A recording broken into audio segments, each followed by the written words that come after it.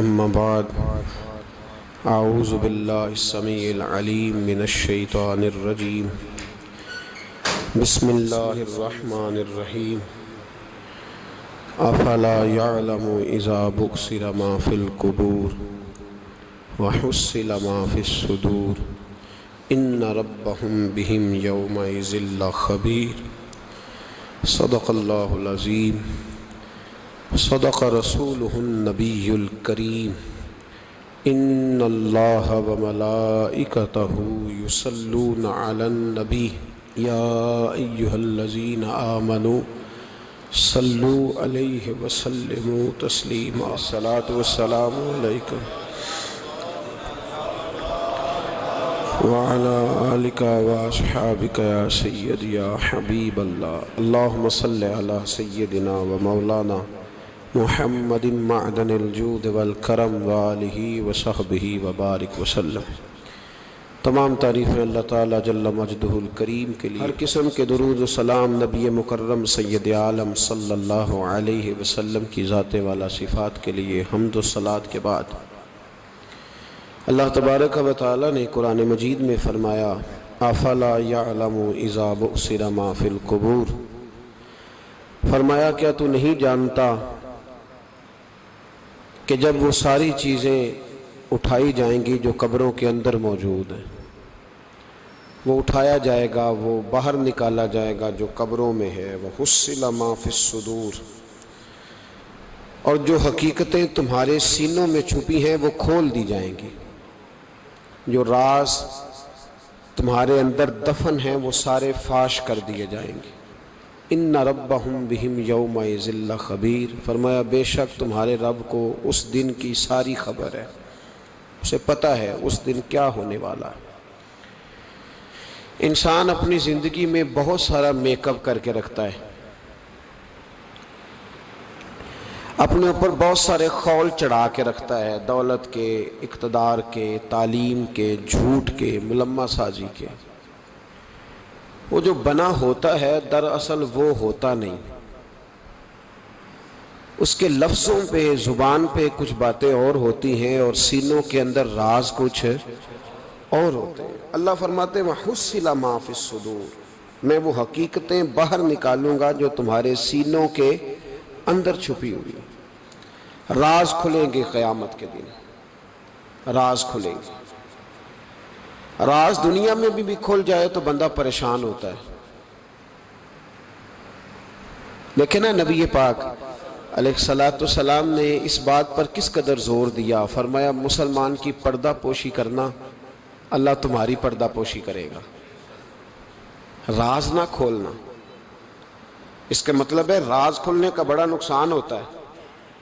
کسی کا راز اگر تمہارے پاس ہے تو اس راز کو راز رکھنا، حضور نے جاسوسی سے منع کیا، فرمایا کسی کا تجسس نہ کر، ڈھونڈنا اس میں عیب کتنے ہیں۔ فرمایا اگر تو کسی شخص کے عیب تلاش کرے گا تو اللہ تجھے رسوا کر دے گا۔ منع فرمایا، پرہیز کرنے کا حکم دیا۔ آپ کو پتہ ہے کسی کے گھر میں جھانکنا بڑا سخت شریعت میں ممنوع ہے، آپ کسی کے گھر جھانک نہیں سکتے۔ بزرگ فرماتے ہیں اگر کسی نے کسی کے گھر جھانکا تو سامنے والے کو اجازت ہے کہ وہ نوکیلی چیز لے کے اس کی آنکھیں نکال دے۔ کیوں کسی کی پردہ داری، اس نے پردہ دری کرنے کی کوشش کی۔ جو چھپی ہوئی چیزیں ہیں انہیں چھپا رہنا چاہیے، یہی بہتر ہے کہ پردوں میں وہ پردہ پوش رہے، اگر وہ پردہ اٹھا دے تو پھر کسے ہوش رہے۔ جو چیزیں جہاں ہیں انہیں ٹٹولنے کی کوشش نہ۔ ہمیں بڑا شوق ہے جاسوسی کا، ہمارے ملک میں جب سے سوشل میڈیا آیا ہے تب سے تو ہر چیز وائرل ہونے لگ گئی ہے نا۔ اب تو فٹافٹ جو بھائی چھوڑ دیں تھوڑی دیر کے لیے، ایسی خبریں بھی میدان میں لائی جاتی ہیں جن خبروں کا کوئی وجود سرے سے ہے ہی نہیں۔ کیا ہم نے حساب نہیں دینا اللہ کی بارگاہ میں؟ وہ بات، وہ خبر جس کا پوری طرح کوئی وجود ہی نہیں۔ میڈیا چینل بہت زیادہ ہیں، میری ان سے اپیل ہے کہ خدا را خبر کو خبر بنا کے چلائیں، جو خبر ہے ہی نہیں اس کو آپ نے کیسے خبر بنا کے چلا دی۔ آپ لوگوں کی پردہ دری نہ کریں، آپ عزتوں کے محافظ بنے. جو بات جس کی کوئی حقیقت ہی نہیں ہے اس کو اتنا مسالہ لگا کے میدان میں لانا کہ ہم ڈرتے نہیں اللہ تعالیٰ سے. بلیک میل کر کے لوگ ایک دوسرے کو وقت گزار رہے ہیں, یہ مسلمان کا طریقہ نہیں ہے. میرے عزیز, جب راز کھلتے ہیں تو نقصان ہوتا ہے, جب راز کھلتے ہیں تو نقصان ہوتا ہے. راز رکھیں. میرے نبی پاک علیہ السلام نے ایک نصیحت فرمائی ہے, ذرا غور سے آپ نے سنی ہے بات. حضور نے فرمایا اگر تم کوئی کبیرہ گناہ کر بیٹھو تو اس کا اعلان نہ کرو. پھر سمجھنا ہے بات کو آپ نے. اگر کبیرہ گناہ کرو تو اس کا اعلان. امام اعظم ابو حنیفہ رحمۃ اللہ علیہ فرمایا کرتے جس کی نماز قضا ہو جائے وہ کسی کو بتائے نہ میری قضا ہو گئی ہے. کیوں بھلا؟ اس لیے کہ لوگ کہیں گے کوئی مسئلہ نہیں, اس نے قضا کیا تو میں بھی کر لیتا ہوں. جب لوگ گناہوں کا اعلان سنتے ہیں تو گناہوں پہ دلیر ہوتے ہیں. انسانوں کو دیکھ کر انسان اثر لیتا ہے. جب آپ کسی کو کہیں گے نا کہ میں نے یہ بھی میں تو بڑا کچھ کرتا, ہمارے ہاں تو اللہ تعالیٰ معاف کرے کہ سیانے بندے بڑے فخر سے بتاتے ہیں میں یہ بھی کیا کرتا تھا, میں نے سب کچھ کر کے دیکھا ہے, بڑے پاپ کیے, سارا کچھ کیا. یہ بتانے والی بات ہے, وہ فخر والی بات ہے, شرم والی بات ہے. اور آپ دلیری سے بتا رہے ہیں. یہ تو وہ مقام تھا جہاں زبان لڑکھڑانی چاہیے تھی بات کرتے, اور آپ دلیری سے بتا رہے ہیں میں نے سارے رنگ دیکھے ہیں زندگی کے. یہ وہ کمال ہے. یہ تو کافر, جابر, فاسق, ظالم, لٹیرے سارے یہ کام کرتے ہیں. کوئی دکھانے سنانے والی بات ہے. تو نبی پاک صلی اللہ علیہ وسلم نے منع فرمایا اس کی توبہ کرنی چاہیے, اس کا اعلان نہیں کرنا چاہیے, اس سے معافی مانگنی چاہیے, اس کا اعلان کرتے پھرتے. تو راز ہے سینوں میں, عیب ہیں لوگوں کے چھپے ہوئے. دنیا میں بھی اگر عیب کھل جائے نا, دنیا میں بھی تو بڑی مشکل بن. میرے پاس ایک بچہ آیا, کچھ لوگوں کا درد انسان کو درد مند کر دیتا ہے. MBA اس بچے کی تعلیم, بڑا قابل نوجوان, اور لب و لہجے میں بڑی شائستگی, گفتگو میں بڑا دھیما پن. لگتا ہے کہ تعلیم نے اثر دکھایا ہے, لفظوں کے گورکھ دھندے میں نہیں رہا, اس نے کچھ سیکھا بھی ہے کتابوں سے. اس نے ایک مسئلہ پوچھا, کہنے لگا اگر کوئی والد ساری جائیداد اپنی بیوی کے نام کرا دے تو اولاد کے لیے کیا حکم ہے اس میں؟ تو میں نے کہا کہ وہ اللہ کو جواب دے گا, اولاد سختی تو نہیں کر سکتی, لیکن اس کو چاہیے نہ تھا ایسا کرتا, اس لیے کہ نبی پاک علیہ السلام نے فرمایا فاتقوا اللہ فاعدلوا اولادکم, اللہ سے ڈرو, اپنی اولاد میں انصاف کرو. تو میں نے اس کو کہا کہ یہ آپ نے کس طرح کا مسئلہ پوچھا ہے؟ کوئی شخص اپنی ساری جائیداد کسی کی بیوی کے نام کرا دے. تو میں نے کہا کہ جو اس کی بیوی ہوگی وہ آپ کی اماں بھی تو ہوگی نا. شائستہ نوجوان تھا, اچھا تھا, وہ میری بات کا غصہ کر گیا. کہنے لگا آپ سے تو امید نہیں تھی کہ آپ پوچھیں گے, آپ نے بھی پوچھ لیا. مجھے احساس ہوا کہ یار نہیں پوچھنا چاہیے تھا. میں نے کہا یار آپ تو بڑے ناراض ہو گئے, میں اگر آپ کو ایسی بات ہے تو معذرت کرتا ہوں. تو وہ شخص رونے لگ گیا. جب اس نے بات سنائی تو اس بیچارے کا وجود کہاں پر آتا. کہنے لگا ابا نے پچھلی عمر میں شادی کر لی ہے. تو میں نے کہا اس کو اللہ رسول اجازت دیتے ہیں تو آپ. کہنے لگا جی وہ تو بات ٹھیک ہے, پر کچھ ایسی باتیں سامنے آئی ہیں کہ جو سامنے نہیں آنی چاہیے تھی. حضرت جی میں جوان ہوں, میں 10-12 لوگوں میں اٹھتا بیٹھتا ہوں, میرے والد کی بات کھلی ہے اور پتہ نہیں کیا معاملہ تھا, پہلے بڑا کچھ نام کرا کہ اس نے نکاح کیا ہے, پر اب میں کدھر جاؤں, میرا گلی میں کھڑا ہونا مشکل ہو گیا ہے. مجھے کوئی کہتا تو کچھ بھی نہیں, لیکن جب لوگ دیکھتے ہیں نا میری طرف, جب لوگ میری طرف دیکھتے تو مجھے احساس ہوتا ہے کہ ان کی نظروں میں سوال ہیں. مجھے لگتا ہے کہ ان کی ذہنوں میں بہت ساری باتیں چھپی ہوئی. کچھ نکاح ہوتا تو بات اور تھی, کچھ ایسی باتیں سامنے آئی ہیں جو آنی. میں نے اسے معذرت بھی کی, اسے تسلی بھی دی, اور جو میرے سے ممکن ہو سکتا تھا میں نے اس کو کہا. لیکن اس نوجوان کے جانے کے بعد اس کے رستوں کو بھی میں دیکھتا رہا تو میں سوچنے لگ گیا یار دنیا میں ہمارا راز کھل جائے تو اتنا مشکل ہو جاتا ہے, تو جب قیامت میں راز کھلے گا.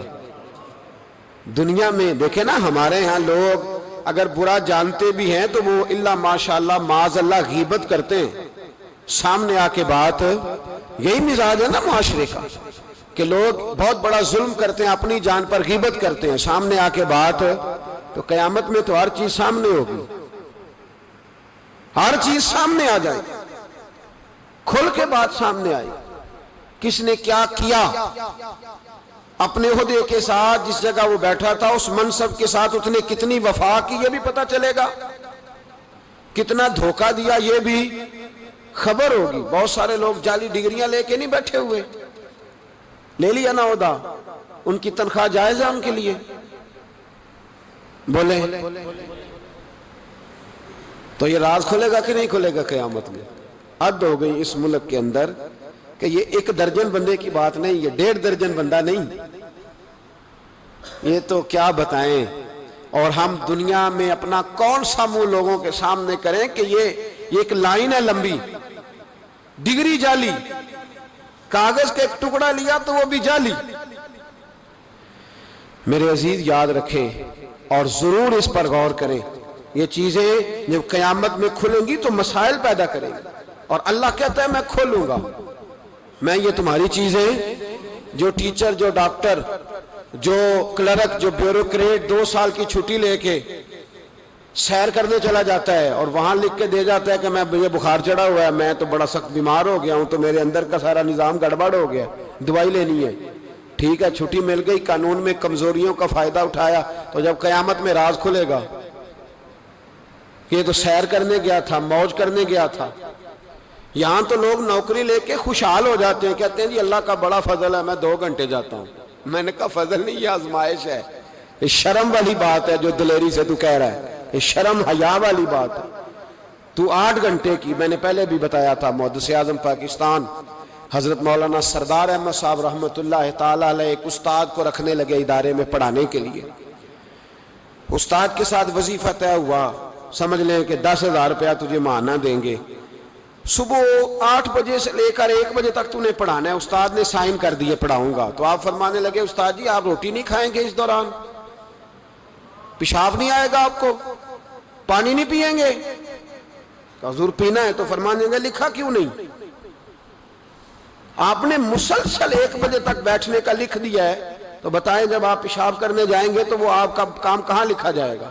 آپ نے لکھ کے دیا ہے کہ میں اتنی ڈیوٹی کروں گا، تو آپ کو سمجھنا چاہیے تھا، کہنا چاہیے تھا کہ میں روٹی بھی کھاؤں گا، پانی بھی پیوں گا، اگر پڑھاتے تھک جاؤں گا تو تکیے پہ لیٹوں گا بھی، کیوں آپ نے یہ معاہدہ ایسا کیا؟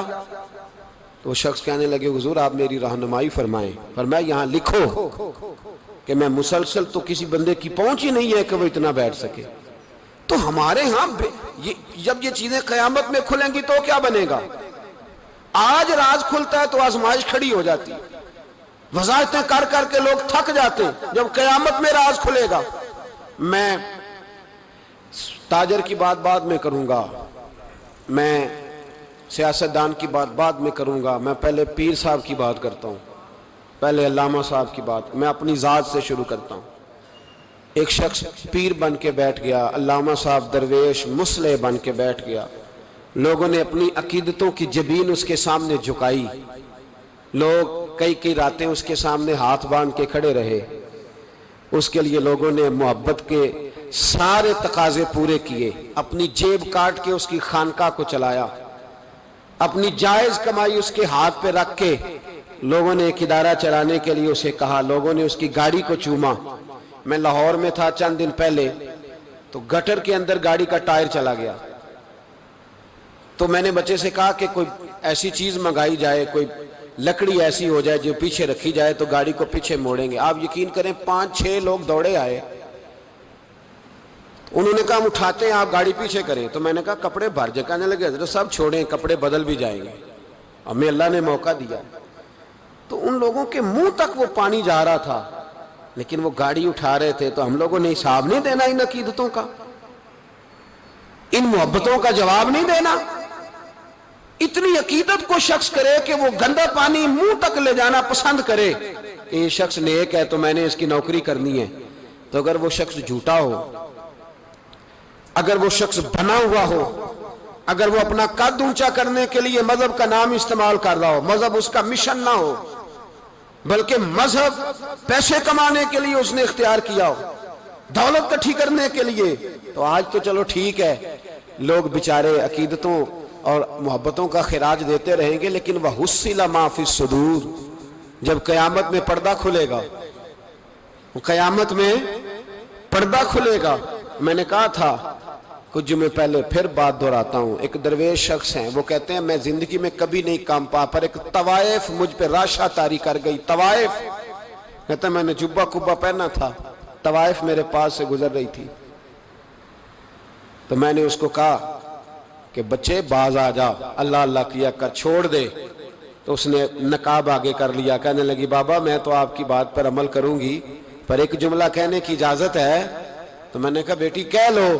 تو کہنے لگی بابا میں تو جو نظر آ رہی ہوں نا وہی ہوں، جو نظر آتی ہوں وہی کہلاتی ہوں. تو بتا تو جو کہلاتا ہے وہ جو نظر آتا ہے وہی کہلاتا ہے کہ کچھ اور بھی ہے؟ تو کہلاتا کچھ ہے اور بنا ہوا ہے کچھ اور. تو بھی دیکھ کہ تو وہی ہے جو تو کہلاتا ہے. کیا حساب نہیں دینا لوگوں نے؟ باہر نہیں آئیں گی یہ ساری چیزیں؟ اتنا بڑا دھوکہ، اور کوئی چیز نہیں ملی استعمال کرنے کو. جب الیکشن آیا تو اسلام زندہ باد، جب الیکشن آیا تو اسلام زندہ باد، اور اس کے نام پہ ووٹ اور اس کے نام پہ سارا کچھ. اور جب تھوڑا سا اللہ تعالیٰ خیر فرمائے حالات بدل گئے، 2-3 سیٹیں مل گئیں، تو پھر کسی بھی حکومت کے پاس جا کے 2 وزارتیں لے لی. میرے پاس بھی لوگ آتے رہتے ہیں. ہماری قوم کو سب کو سیاستدان بنا دیا گیا ہے. اس طرح سیاستدان کا کوئی پتہ نہیں نا کس پارٹی کا ہے، اس طرح عوام کا بھی اب یہ سارا نفاق ان لوگوں نے برپا کیا ہے. یہ ان لوگوں نے لوگوں میں بات اچھالی ہے. لوگ بھی اس کو بھی کہہ دیتے ہیں تیرے ساتھ ہیں، اس کو بھی کہہ دیتے ہیں. کیا کریں، ان کے شر سے بچنے کے لیے ایسا کرتے ہیں، ورنہ شر پھیلاتے ہیں لوگ. ایک صاحب میرے پاس آ گئے. اب جب آپ کے پاس کوئی شخص آتا ہے تو آپ دروازہ تھوڑی بند کر سکتے ہیں. آ گئے ملنے کے لیے، تو انہوں نے آ کے نہ موبائل نکالا، کہنے لگے 100 سے زیادہ تقریریں ہیں آپ کی تقریر سنے بغیر میں سوتا نہیں. آئے سیاسی مقصد کے لیے، میں آپ کی تقریر سنتا ہوں. میں نے کہا اللہ آپ کو جزائے خیر دے، مجھے تو پوری دنیا سے لوگ کہتے ہیں تقریر سنتا ہوں. چلے مہربانی ہے، مجھے تب فائدہ جب کوئی تقریر سن کے اثر بھی کرے. تو چلیں خیر، آپ کہہ رہے ہیں تو اچھی بات ہے. انہوں نے اس پر اور تھوڑا زور دینا شروع کیا. تو کئی دفعہ نا تکلیف ہوتی ہے کہ یار آپ کیا سمجھتے ہیں سامنے والا پاگل ہے، بیوقوف ہے؟ اور جو ساتھ لے کے آنے والے ہوتے ہیں وہ بھی خیال نہیں کرتے ہم کیا کہہ رہے ہیں. آپ پاگل سمجھ رہے ہیں سامنے والے کو کہ آپ جھوٹی تعریف کریں گے سامنے والا مان جائے گا؟ ڈرنا چاہیے اللہ تعالیٰ سے. یہ بڑی تقریر، یہ آپ وہ جو آپ نے ایک موقع پہ کہا تھا، میں نے اسے کہا، میں نے کہا صاحب آپ نے 10 دفعہ کہا ہے تو میں نے سن لیا ہے، لیکن مجھے 1% بھی خوشی نہیں کہ آپ مجھے سنتے. یہ کام آپ الیکشن کے بعد آ کے میرے ساتھ کرتے تو مجھے بڑی خوشی ہوتی، مجھے تسلی ہوتی کہ آپ واقعی مجھے سنتے ہیں. یہ کیا بات ہوئی؟ پتہ نہیں اب آپ کس کس کو جا کے یہ کہیں گے، کس کس کے ساتھ آپ یہ زاویہ نگاہ لگائیں گے. جو تجھے دیکھ کے پھر کسی اور کو بھی دیکھے، جو تجھے دیکھ کے پھر کسی اور کو بھی دیکھے، تماشائی ہے وہ طالب دیدار نہیں. تو میں نے کہا آپ تماشائی بن کے نہ آئے، مہربانی فرمائے جائیں کہیں اور جا کے. کیا سمجھا لوگوں نے؟ جس طرح کا موڈ آئے گا جس کے ساتھ آپ جائیں گے.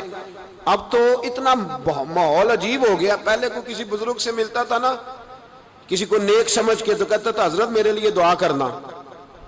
اب کو ملتا ہے تو کہتا ہے حضرت جی اوراں ویکھیا جے تہاڈی سیلفی لینی ہے. یہ کون سا دین؟ آپ مذہب کے نام پہ بھی وہی ملمہ سازی، وہی بناوٹ.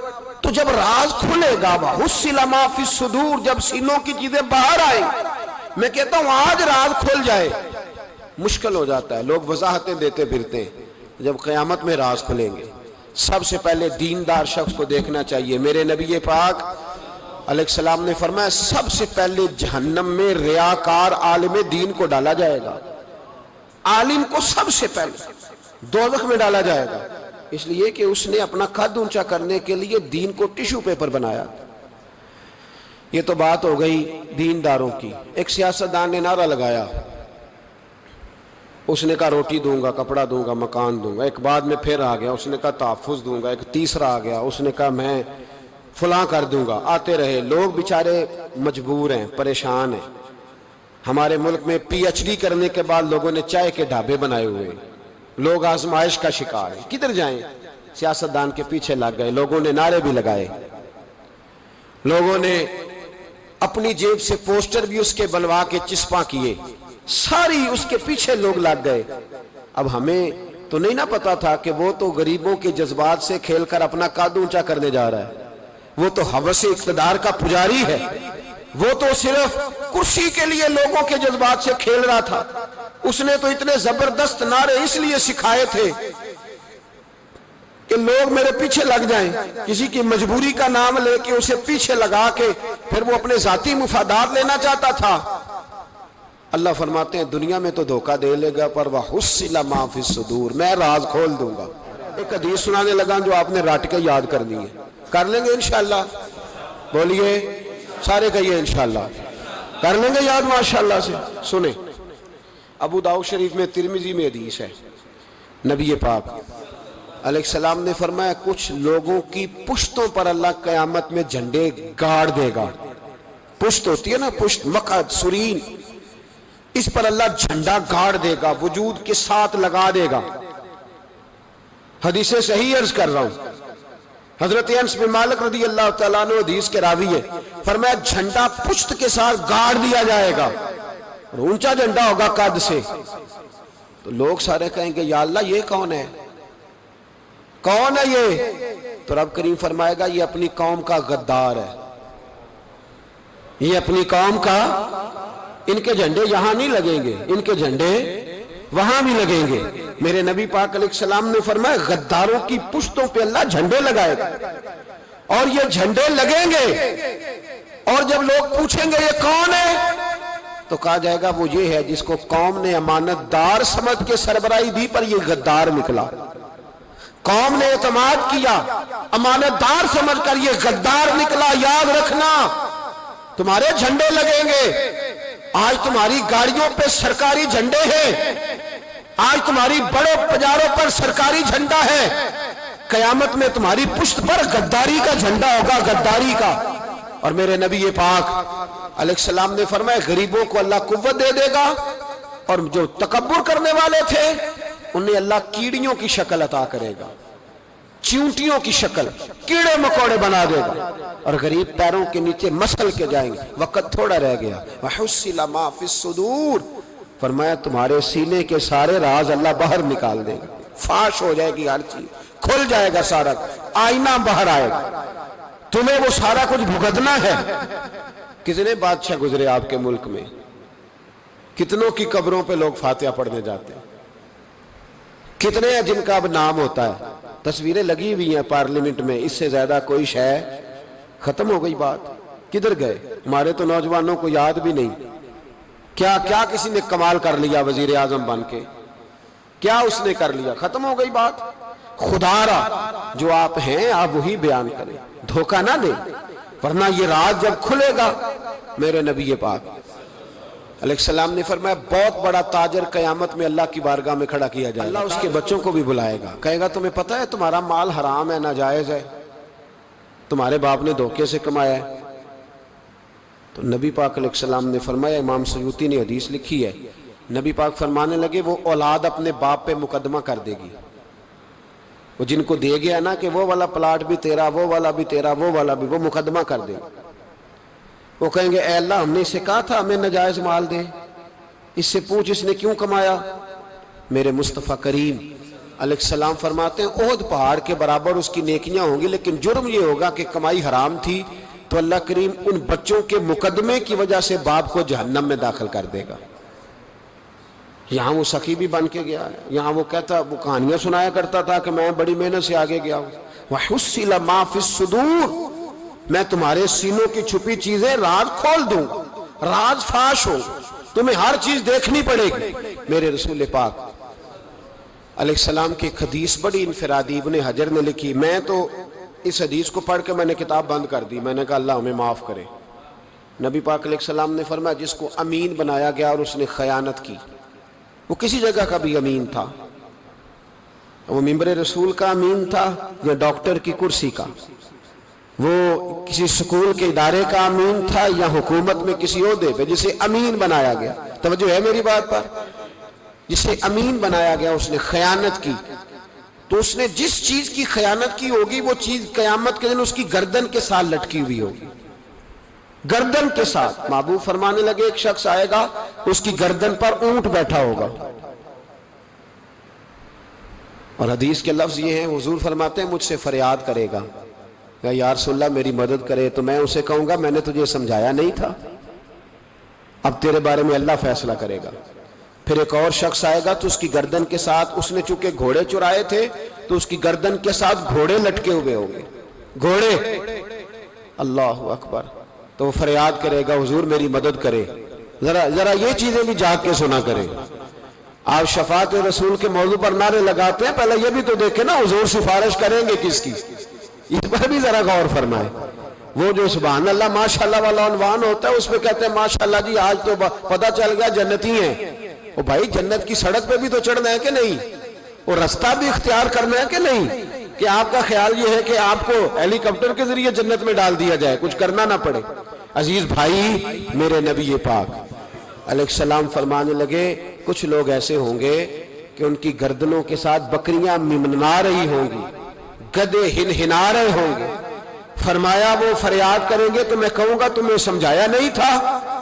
اور پھر حضور فرماتے ایک شخص آئے گا جس کی گردن کے ساتھ اژدہا بندھا ہوگا، اس کے منہ کو ڈسے گا تو وہ کہے گا اسے پیچھے ہٹاؤ. اور پھر اس سے کہے گا اژدہے سے تو ہے کون؟ تو وہ کہے گا میں تیرا وہی مال ہوں جسے تجوری میں سنبھال کے رکھتا تھا، آج میں تیری گردن سے لپٹ گیا ہوں تو کہہ رہا ہے پیچھے ہٹ جا. بھائی راز کھلے گا. آپ یقین کریں اچھے لوگوں کے جب راز کھلیں گے قیامت میں تو موج لگ جائے گی. راز صرف بروں کے نہیں کھلیں گے، اچھے لوگوں کے بھی راز. توجہ ہے میری بات پر؟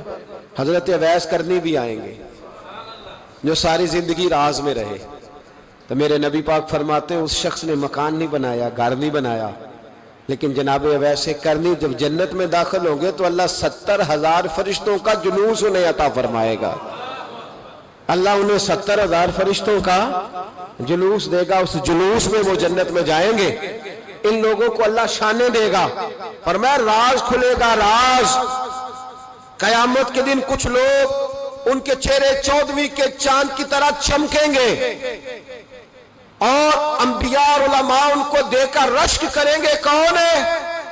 میرے مصطفیٰ کریم علیہ السلام فرماتے ہیں رب کریم فرمائے گا یہ میرے محبوب کی امت کے وہ نیک لوگ ہیں جس سے بھی محبت کرتے تھے اللہ کی رضا کے لیے کرتے تھے، اور جس سے بھی انہوں نے زندگی میں دشمنی رکھی صرف اللہ کی رضا کے لیے. اب یہ اللہ کی رضا والا معاملہ کہاں تھا؟ ان کے سینے کے اندر. تو اس کی جزا انہیں قیامت میں ملے گی. کچھ لوگوں کا راز کھلے گا، انہیں بڑا لطف آئے گا، بڑا مزہ آئے گا. حضرت عمر بن عبدالعزیز بادشاہ تھے، لیکن صوفیاء ان کے اقوال کو بطور اسباق کے پڑھتے ہیں.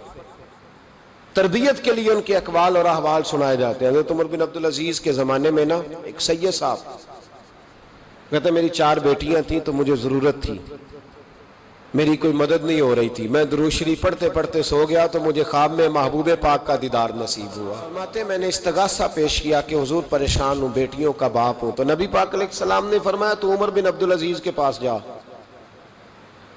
عمر بن عبدالعزیز وہ باکمال شخص ہے جو روزانہ 10 سپارے قرآن پاک کے پڑھتا ہے، 10,000 بار مجھ پر درود و سلام پڑھتا ہے. کتنے سپارے؟ ہم تو خیر سارے مصروف ہیں، 10 لائنیں بھی نہیں پڑھ سکتے، ہم تو بڑے بیزی لوگ ہیں. ہم قرآن شریف پڑھیں گے تو فیس بک کون چلائے گا؟ ہم اگر قرآن شریف پڑھیں گے تو وہ واٹس ایپ پہ ٹائم کون دے گا؟ ہم تو بیزی ہیں، بہت زیادہ مصروف ہیں. ہم اگر تھوڑی دیر قرآن شریف کھولیں گے تو وہ جو سیاسی تبصرہ سارا دن کرنا ہوتا ہے وہ کہ گرنا نہ جائے کوئی آسمان سے چیز. ہم تو مطلب بیزی ہیں. بادشاہ وقت کے بادشاہ 10,000 مرتبہ درود و سلام. اللہ اکبر. بس بندہ ارادہ کر لے تو اللہ اسے موقع بھی عطا فرمائی دیتا ہے، اللہ اس کی مدد کرتا ہے. 10,000 بار پڑھتے تھے. تو نبی پاک علیہ السلام نے کیا خوبصورت بات ارشاد فرمائی. محبوب فرمانے لگے 2-4 دن پہلے نا عمر بن عبدالعزیز نے 3,000 درود شریف کم پڑھا ہے، اسے جا کے کہے 500 دینار جرمانہ دے. وہ 500 لے آ، تیرا کام بن جائے گا.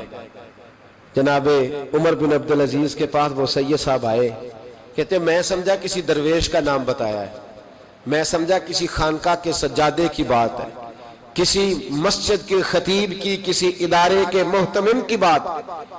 لیکن جب میں ان کے علاقے میں آیا میں نے پوچھا عمر بن عبدالعزیز کون ہے؟ تو لوگوں نے کہا وہ تو ہمارے حکمران ہیں۔ میں نے کہا بادشاہ؟ لے چلو۔ جب میں گیا تو بڑا عالی شان جبہ، سر پر تاج، دائیں بائیں دربار میں لوگ۔ پھر میرے دل میں خیال آیا میں غلط آدمی کے پاس تو نہیں آ گیا، یہ کون شخص ہے؟ لیکن جب میں لوگوں سے پوچھا کہ یہ عمر بن عبدالعزیز ہی ہے، کہا وہی ہے۔ کہتے میں ان کے قریب گیا، دیکھو راز کھول رہے ہیں۔ کہتے میں کان میں جا کے کہا 10,000 درود شریف پڑھتے ہو؟ کہتے انہیں شاک لگا، جھٹکا، یوں دیکھا، تجھے کس نے بتایا؟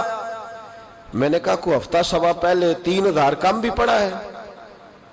کہتے ہیں وہ تو ٹھٹھرنے لگے، فٹافٹ میرا بازو تھاما، کونے میں لے گئے، کہنے لگے یہ تو میری بیوی کو بھی نہیں پتا کہ میں پڑھتا ہوں، یہ تو میرے خاص خادم کو بھی نہیں پتا، یہ تو میرا اور خدا کا، میرا اور مصطفیٰ کا راز ہے، اللہ رسول سے میرا راز ہے، تجھے کیسے پتا چلا؟ تو کہتے ہیں وہ سید صاحب کہتے ہیں میں نے ان سے کہا کہ جن کے ساتھ آپ کا راز ہے مجھے انہوں نے ہی بتایا ہے، رازدار نے ہی بتایا ہے۔ اور محبوب نے فرمایا میں سید ہوں، مجھے گھر میں ضرورت تھی، صدقہ زکوٰۃ لے نہیں سکتا، مجھے حضور نے کہا جا اسے کہہ تجھے 500 دینار دے، کم پڑا درود شریف؟ تو کہتے ہیں حضرت عمر بن عبدالعزیز ایک ستون کے پاس چلے گئے اور ستون پر انہوں نے بازو رکھے، چہرہ رگڑ کے چیخے مار کے روئے، تو امیر حرم، میں غریب بے نوا، تو کجا من کجا، کتھے مہر علی تے کتھے تیری ثنا، گستاخ اکھیں کتھے جاڑیاں، کیسے آقاؤں کا بندہ ہوں رضا، بول بالے میری سرکاروں کے۔ رونے لگے، اتنا روئے کہ ان کی تڑپ سے میں بھی رونے لگا۔ فرماتے ہیں میرے اندر بات تھی کہ یہ درویش ہونا چاہیے تھا، یہ ماجرا کیا ہے؟ فرماتے ہیں جناب عمر بن عبدالعزیز جب کچھ ٹھنڈے ہوئے نا طبیعت ان کی، تو بازو سے پکڑ کے مجھے ایک حجرے میں لے گئے، اس کمرے کی طرف سارا محل سارا دربار گزر گیا، اینڈ پہ ایک حجرہ آیا، باہر بڑا خوبصورت اس کے اچھا دروازہ بنا ہوا قیمتی، لیکن فرماتے ہیں جب کھول کے اندر گئے تو اندر کچا مکان، ایک مٹکا، 2 پیالے مٹی کے، کچھ بڑے بڑے سامان پڑے ہوئے، رسیاں پڑی ہوئی ہیں، سینے کا سامان ہے، کھجور کی چھال پڑی ہے، کچھ ٹوپیاں پڑی ہیں۔ جناب عمر بن عبدالعزیز نے چٹائی اٹھائی، چٹائی سے 500 دینار نکالے اور مجھے دیے، اور کہتے ہیں جب انہوں نے اوپر سے جبہ اتارا تو نیچے سے پھٹا پرانا لباس نکل آیا، اوپر سے جب انہوں نے وہ اتارا تاج تو کھجور کی چھال کی پرانی ٹوپی نکلی، تو میں نے کہا حضور یہ کیا ہے سارا کچھ؟ تو رو پڑے، کہنے لگے اب تجھے رازداروں نے بتایا ہے تو میں کیوں نہ بتاؤں، اب تجھے انہوں نے بتایا جو رازدار تھے تو میں کیوں نہ بتاؤں؟ فرمانے لگے یہ جو میں نے اوپر لباس پہنا ہوا ہے نا یہ بندوں کو دکھانے کے لیے، اور یہ جو میں نے اندر پہنا ہوا ہے یہ رب کریم کو دکھانے کے لیے، باہر اگر میں حکومت نہ سنبھالوں اور اس طرح نہ بیٹھوں تو انصاف کون قائم کرے؟ فرمانے لگے اللہ کی قسم 10 روپے بھی کبھی مال خزانہ سے نہیں لیے، میں رات جب فارغ ہوتا ہوں تو میں اور میری بیوی یہاں آ کے بیٹھتے ہیں، وہ بچوں کے پاس بیٹھ کے ٹوپیاں سیتی ہے تو میں یہاں بیٹھ کے ٹوپیاں سیتا ہوں، ٹوپیاں سیتا رہتا ہوں، مصطفیٰ پہ درود و سلام پڑھتا رہتا ہوں، چٹائیاں بناتا رہتا ہوں، بیچتا رہتا ہوں۔ اور فرمانے لگے تھوڑے تھوڑے کر کے نا میں نے پیسے رکھے تھے، خیال تھا کہ کوئی غریب آئے گا تو مدد کروں گا، خیال تھا کہ اگر ارادہ بنا تو حج پہ جاؤں گا، مجھے کیا خبر تھی کہ میرے یہ پیسے اتنے نصیبوں والے ہیں کہ میں اپنے نبی کے حکم سے خرچ کروں گا، اپنے محبوب کے کہنے پر اتنے میرے نصیب، اتنا میرا مرتبہ اور مقام۔ میرے عزیزو ان لوگوں کے جب راز کھلیں گے، ان لوگوں کے جب راز کھلیں گے، ان لوگوں کے جب راز کھلیں گے تو انہیں اللہ بڑے درجے عطا فرمائے، ان کو اللہ بڑے مرتبے اور بڑے مقام عطا فرمائے، ان پر اللہ تبارک و تعالیٰ کی خاص رحمتیں ہوں۔ وہ لوگ جنہوں نے نام و نمود نہیں بنایا، چھپ چھپا کے دین کی نوکریاں کرتے رہے، کونے میں ہو کر کام کرتے رہے، انہیں اللہ جب اجر دے گا تو بڑا دے گا۔ ہمیں بڑا شوق ہے عہدوں پہ جانے کا، سیاسی، سماجی، رفائی، بلکہ ہر آدمی کہتا ہے اللہ کا بڑا شکر ہے جی کسی کونے سے آپ پوچھیں گے تو پہنچ جائیں گے، کیا اس کا فائدہ ہے؟ بڑے سارے لوگ تھے، ہم تو صرف کہتے ہیں نا کونے سے پوچھنا تو پہنچ جاؤ گے، تو بڑے سارے لوگ تھے جو پورے پورے شہروں کے مالک تھے، ان کے نام رجسٹریاں تھیں، ان کے نام ہر چیز درج تھی، کدھر گئے وہ؟ کہاں گئے؟ یہ جب راز کھلیں گے تو مشکل ہو جائے گی. ہمارے سینوں کے اندر جو کچھ چھپا ہوا ہے، سینوں کے اندر، یہ جب کھلتا ہے تو حالات بگڑتے ہیں. اپنی ضمیر کی آواز کو سنیں، اندر دیکھیں من کیا کہہ رہا ہے. ہمیں پتہ ہوتا ہے سچ کیا ہے، ہمیں پتہ ہوتا ہے جھوٹ کیا ہے، ہمیں پتہ ہوتا ہے خیر کیا ہے، ہمیں پتہ ہوتا ہے شر کیا ہے. ہمیں خبر ہوتی ہے کہ میں خوابوں کی دنیا میں زندہ ہوں. ہمیں پتہ ہے ہم جھوٹ کے سہارے وقت گزار رہے ہیں، ہمارے علم میں ہے ہم کہاں کھڑے ہیں، لیکن بس زندگی گزر رہی ہے. ہم ضمیر کی آواز پر ہم اس کی آواز کو سنتے نہیں، روز دبا دیتے ہیں. نبی رحمت علیہ السلام نے فرمایا 2 منہ جس شخص کے ہوتے ہیں وہ لعنتی ہوتا ہے. 2 منہ. یا رسول اللہ 2 منہ کس کے ہوتے ہیں؟ فرمایا ایک کے پاس جاتا ہے تو کہتا ہے تیرا ہوں، پلٹ کے دوسرے کے پاس آتا ہے تو اسے کہتا ہے میں تیرا ہوں. سب کا بنا رہتا ہے. کچھ لوگوں کو شوق ہے سارے مجھے اچھا کہیں. کیوں تجھے سارے اچھا کہیں بھائی؟ وجہ بالکل نہیں کہنا چاہیے، بالکل نہیں. اگر سارے لوگ رب رسول کے بارے میں معاذ اللہ درست نہیں ہے، بڑے کافر نہیں پائے جاتے دنیا میں. اتنی بڑی ہستیوں پر جب دنیا کا اجتماع مکمل نہیں ہو سکا تو نے یہ کیسے دعویٰ کر لیا سارے مجھے صحیح کہیں؟ کیوں تو اس چکر میں ہے؟ ساروں کا صحیح کہنا ضروری نہیں، تیرا صحیح ہونا ضروری ہے. لوگوں کا تجھے صحیح سمجھنا ضروری نہیں، تیرا صحیح، بولیے، تیرا صحیح ہونا. مکہ تو سارا مخالف تھا، عرب تو سارا مخالف تھا.